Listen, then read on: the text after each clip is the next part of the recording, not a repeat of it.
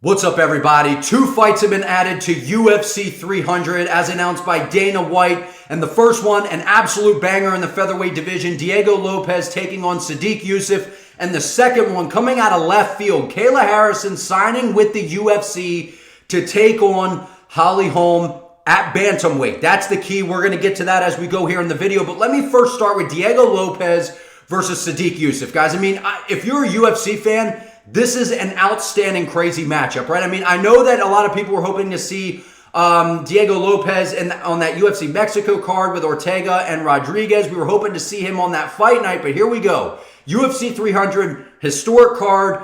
All eyes are going to be on this card, man, and I believe at the end of the day that UFC 300 is going to be a huge card, so big opportunity for Diego Lopes. Wish granted, my man, because you are now going to be taking on the number 12 ranked Sodiq Yusuff, who is about as tough as they come, is very well-rounded, and is just going to be in your face, man. And we've seen from Sadique in his past few fights, he's kind of been on that trajectory where he wins a fight or two, loses a fight or two, and that's kind of the pattern that he's been on. But what we can't deny about Sadique, this guy's tough as nails, he's well-rounded, and he is in every single matchup, and this guy can crack, man. We saw what he did against Edson Barboza in his most recent outing. Like, we saw that he had Edson on the ropes, and Barboza was able to weather the storm and able to ultimately turn the tides and end up winning that matchup.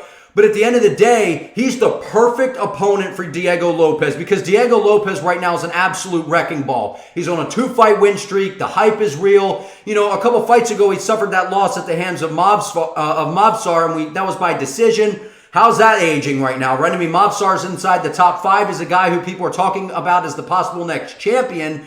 And here we have Diego Lopes, who's wanted that ranked guy, and he's got someone that's going to bring out the best in him and going to probably stand and trade with him, and that is Sodiq Yusuff. So this is a great stylistic matchup. The UFC knows what they're doing here. They're giving Diego a ranked guy that they believe he can get past, and it's not going to be easy, but I think Diego can get the job done. And the reason for that being, outside of the hype of Diego Lopes, what do we know about him?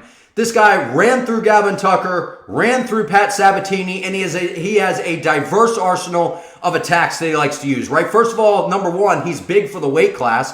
Number 2, he has really good power. And number 3, super dangerous with the submission. So that's a nightmare matchup because anytime you're dealing with someone who can hurt you on the feet, you're so worried about that when you do get clipped and you're trying to shake the cobwebs, they're looking for submissions. And while you're shaking the cobwebs, you're disoriented and not able to get out of things that maybe you could have had a better chance of getting out of when you're rattled, right? I mean, you're shaking off the cobwebs. You're not thinking clearly because you got your bell wrong. And we've seen something similar when it comes to a guy like Charles Oliveira, right? As Oliveira's stand-up came along, the power was there. You know, Gaethje and these guys are so worried about the submissions that you get clipped by something and then you end up getting submitted anyway. So I think that that's Diego Lopes's key to victory in this matchup, is to try to hurt Sodiq Yusuff on the feet. When Sadique's trying to clear the cobwebs and clinch up with them, go ahead, snatch that neck and look for a submission, because I believe that that's what Diego Lopes is probably going to do in this matchup. However, we cannot overlook Sodiq Yusuff. This guy is really well-rounded. I got to meet this guy a while back at Shogun Fights, and first of all, really nice guy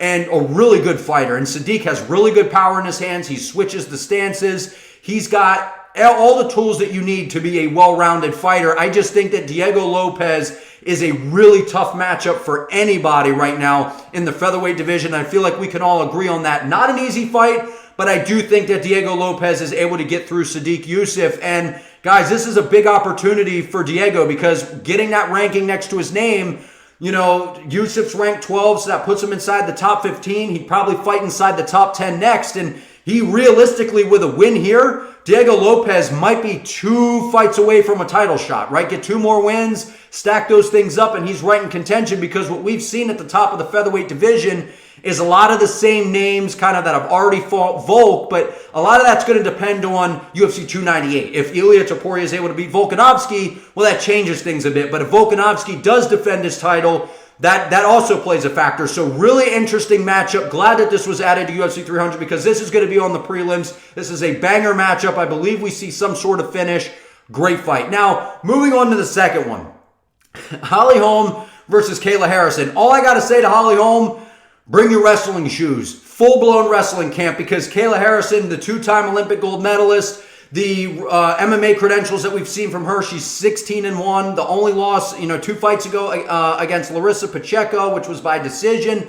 Outside of that, Kayla Harrison has been nothing shy of sensational. Now, when you see Kayla Harrison, this woman looks like she's a bodybuilder. She looks like she could pick me up and throw me through the backdrop here. I mean, she is physically incredibly strong, and that paired with outstanding wrestling and outstanding grappling technique, that is just a nightmare matchup. And I know that a lot of people like Holly Holm, right? I feel like we all like Holly Holm. She's a legend. She's been around for a while. In her last fight against Bueno Silva, like, we've seen some ups and downs from Holly Holm, right? I feel like we can all agree there's still moments that we see where we're like, there's the Holly we know, the fast hands, the head kicks, but she's not who she once was. And this is a really, really bad stylistic matchup. Now, the big question mark that's going to loom over this matchup, that's going to be something to keep your eye on, is the weight class, because this is going to be in the bantamweight division at 135 pounds. And you're like, well, why does that matter? Well, because Kayla Harrison's never fought at 135. And the question is, can she make 135? Because she's jacked. Like, I don't know how. I really don't know if she's going to be able to make the weight, but really it was this or nothing, because this is all the UFC's got for it, right? Is the bantamweight division. It's a division that also needs some excitement, needs someone to kind of come in and rejuvenate it. What a better way to do that by this left field signing of Kayla Harrison, who can come in, gets a great matchup against Holly Holm. And what's even more interesting, Holly Holm has that number 5 ranking next to her name. So if Kayla Harrison's able to win this fight, she puts herself in position to possibly fight for the title immediately, or maybe one more shot inside the top 5, because we saw Raquel Pennington win the strap. And when I'm looking at this division, I think Kayla Harrison beats Raquel Pennington. It's just going to be the battle of the scale is going to be the real enemy for Kayla Harrison in this division, because outside of that, Kayla Harrison, guys, if you don't know who she is and you've never seen, and you're just like, oh, it's a women's MMA fight, I don't care. This woman is sensational. She is so strong. She has outstanding grappling skills, man. And I believe that she's just going to ragdoll Holly Holm around. Now, I know it's very possible that we could see Holly Holm fend off the takedowns and, land some good shots. Like, if this is stuck on the feet, like, sure, Holly Holm will probably outpoint her.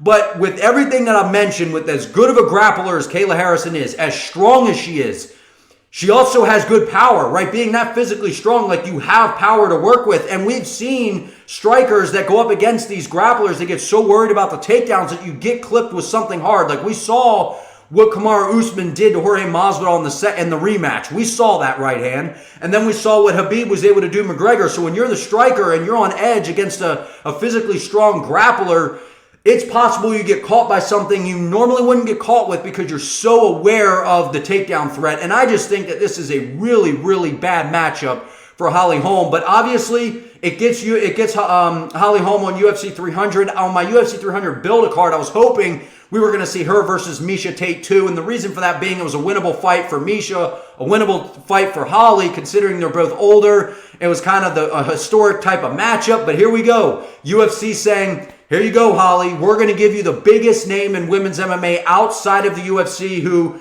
they're trying to get this girl, they're trying to get Kayla Harrison inside the top 5, man. There's no doubt about it. This is a not here for a long time, here for a good time type of thing. They're bringing her in just like they did with Michael Chandler.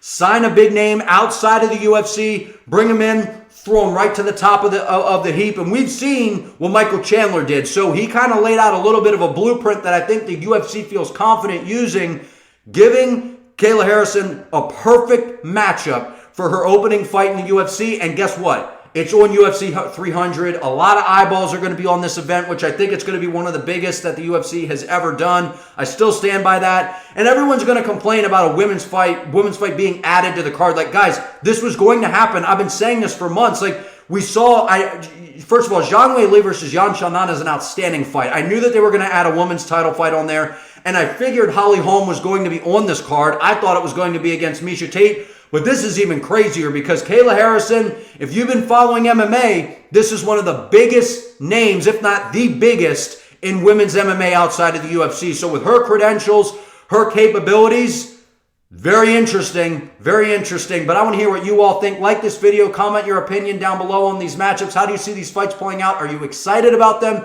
Subscribe to the channel, help your boy out. I appreciate you all. See you next time.